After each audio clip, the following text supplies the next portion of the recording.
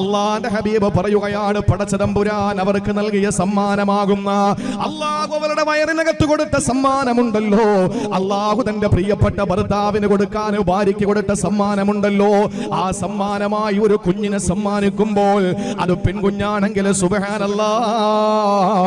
എന്റെ പ്രിയപ്പെട്ട സഹോദരിമാരെ, നിങ്ങളിൽ ആരൊക്കെയാണ് തന്റെ പ്രിയപ്പെട്ട ഭർത്താവിന് ആദ്യമായിട്ട് പെൺകുഞ്ഞിനെ കൊടുത്തത്?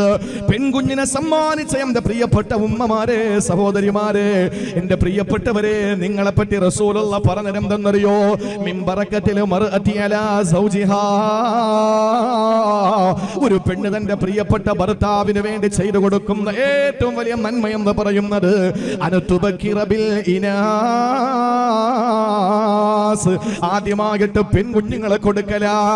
ആദ്യമായി ഭർത്താവിന് ഒരു പെൺകുഞ്ഞിനെ സമ്മാനിച്ച ഭാര്യ, അവള് ബറക്കത്തുണ്ടെന്ന് ആരംഭ പോവായ നബി മുഹമ്മദ് മുസ്തഫ